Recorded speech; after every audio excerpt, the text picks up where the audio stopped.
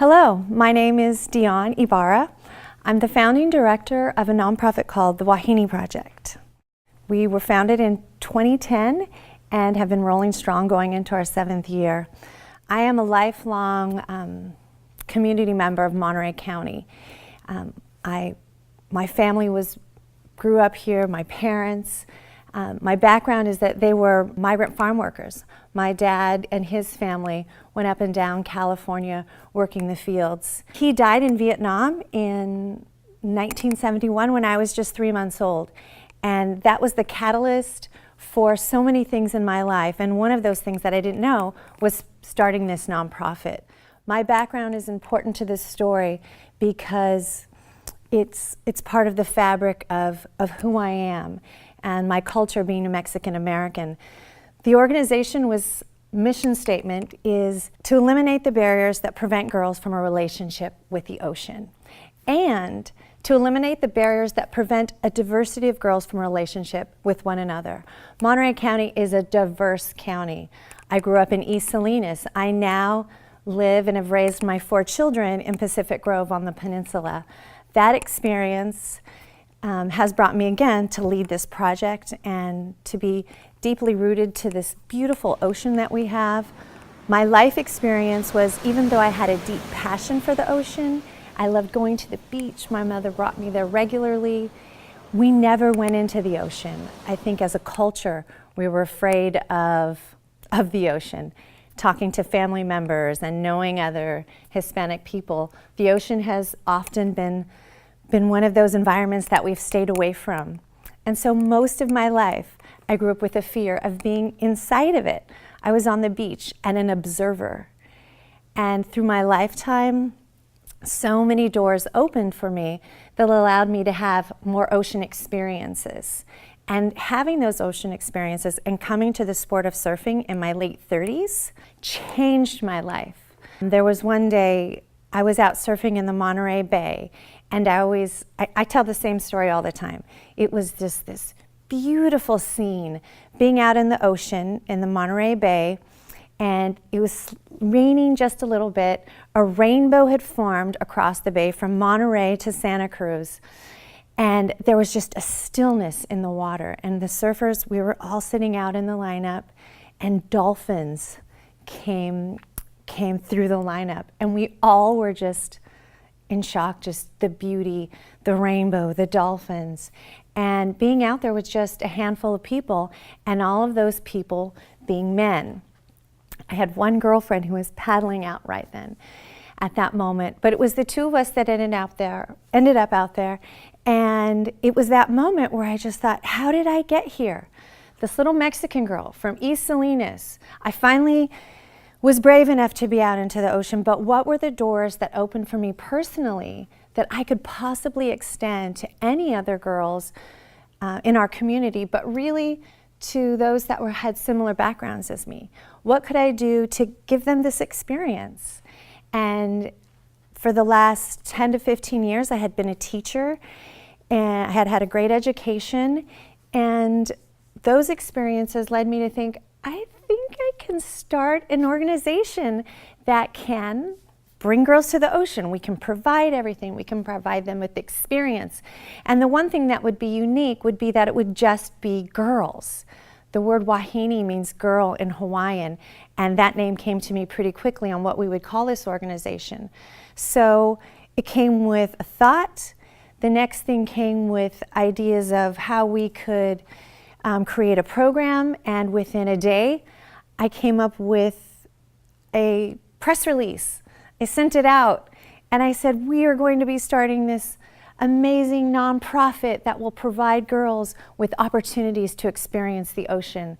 And it was almost like within a breath, without really a thought more of how I would actually pull this off, that it became what it was. And moment by moment, day by day, everything came together to start this organization. We originally started with surfing would be the focus.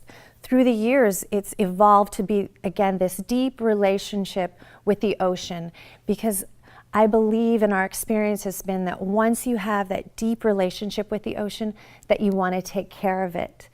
And so now girls have come from all over Monterey County, thousands of girls, and been given the opportunity to have free or low-cost clinics and sessions, week-long camps at the beach alongside other girls, crossing the divide and the barriers that Monterey County can often bring in their lives, and bringing them to the beach for one purpose: to be together and to share those ocean experiences.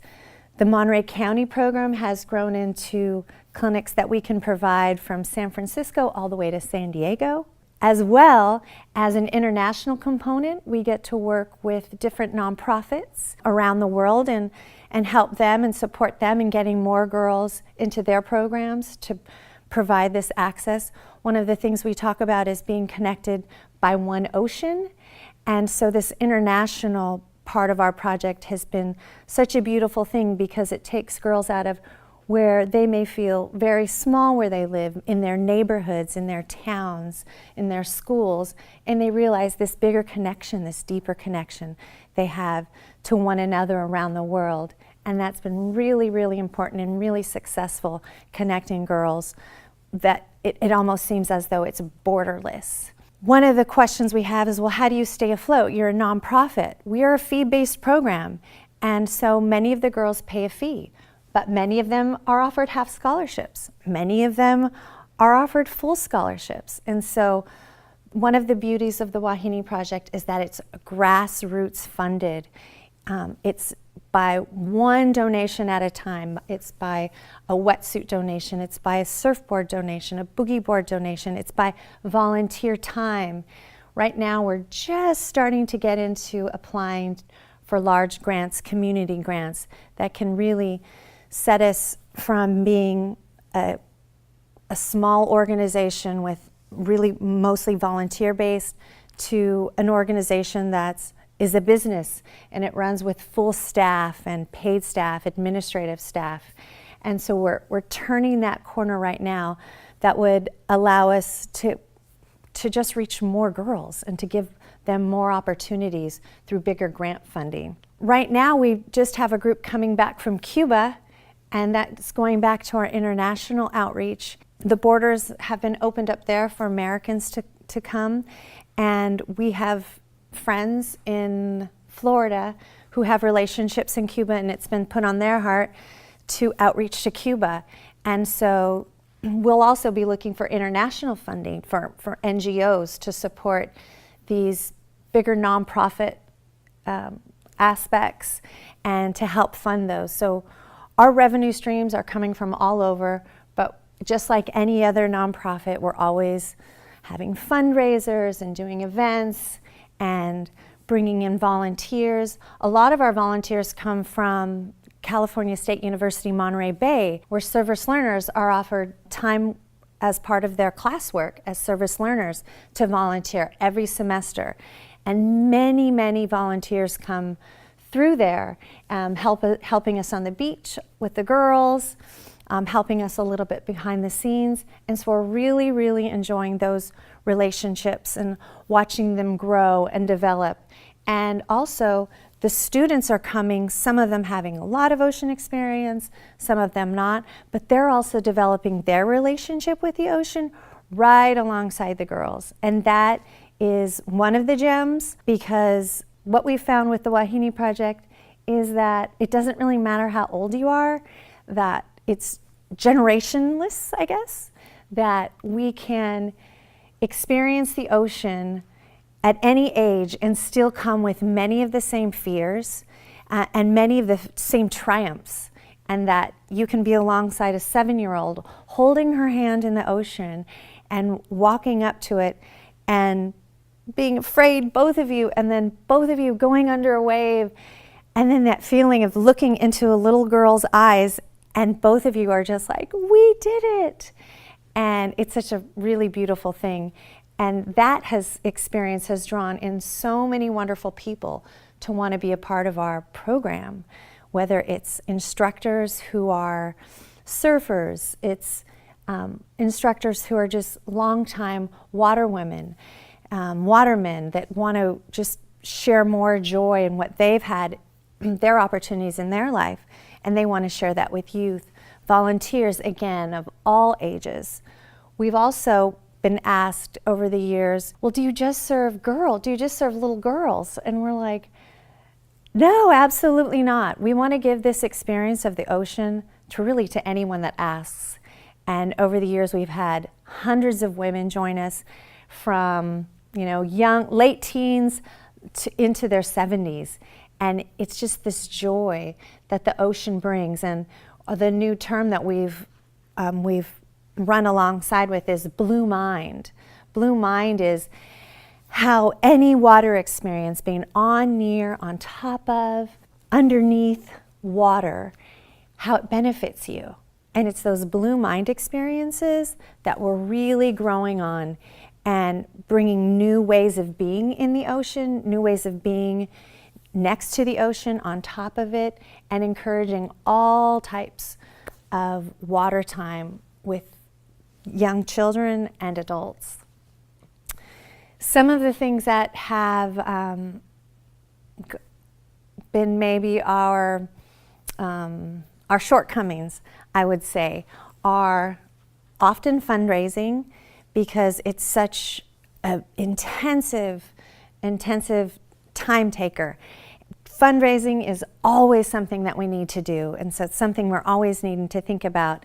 And that's one of the things that, again, for nonprofits, that can sidetrack us or be something that we have to work extra hard on, because of course we want to always be at the beach.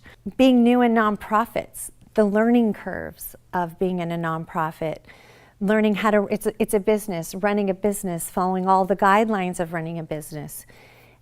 The administrative work that can keep me personally off of the beach when I want to be on the beach interacting with all of the kids and all of the staff and all of the volunteers, that can be somewhat of a shortcoming. We have many successes. Over the last 6+ years, again, we've served thousands of youth, and we've been able to do that at a very low or no cost. This last year, we were voted by the Monterey County Coast Weekly as one of the top 5 nonprofits.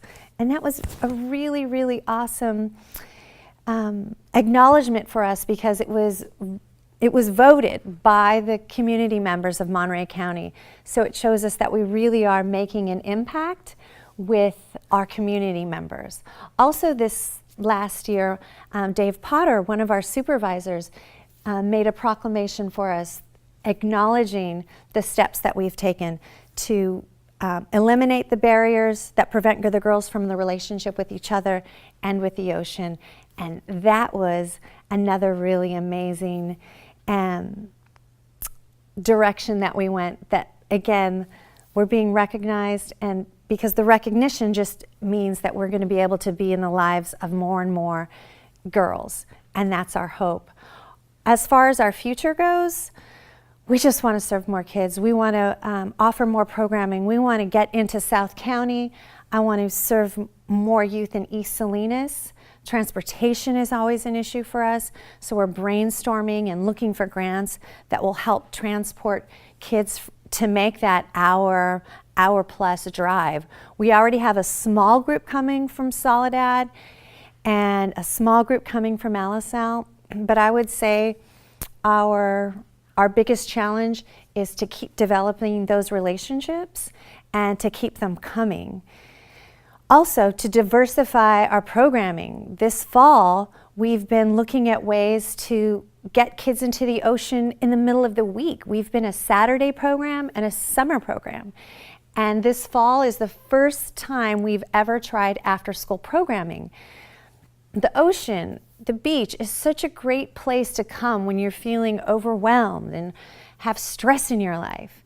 And if we can get kids coming to the beach during the week, midweek, when they've been in the middle of school, when they've had the pressures of school, and they just need somewhere to just get rid of all that and to ground themselves back, we want to teach them that the ocean is a tool for life, and that this relationship they have with it, that they can come to it at any time that they want. And so middle of the week programming is really important for us because we believe that it can really give kids and young adults the time that they need away from everything else in their life. And so this fall is our first time that we've started to do that, and we're looking forward again to getting them out there on stand-up paddles. We've been swimming around a lot, some kayaking we were able to do, and getting them surfing. And so developing this after-school program to keep them in the water as much as possible is part of what we're moving forward and to be able to offer that throughout the entire year. As far as where else we can grow, I believe that we can grow up and down California. I think what we're doing is on the forefront of providing ocean experiences, to providing and instilling environmental stewardship into our everyday lives, and to helping to create youth that are thinking that no matter where they are, that in the back of their mind, the ocean is always there. And it can help instill new habits into their lives, again, as far as being environmental stewards. They can think about where they're recycling, where they're picking up trash, thinking it's all going to the ocean. And again, the more experiences that they have in the ocean, the more they're going to feel connected to it. And when they feel connected to it, they're going to want to take care of it. So the Wahine Project, in its 6+ years, I believe has created a chain reaction. And that's actually out of the words from the Wahinis themselves. Their manifesto, the last line of it is that we may just start a chain reaction. If you'd like to find out more information about the Wahine Project, you can check out our website at www.thewahineproject.org. See us on Facebook and follow us on Instagram.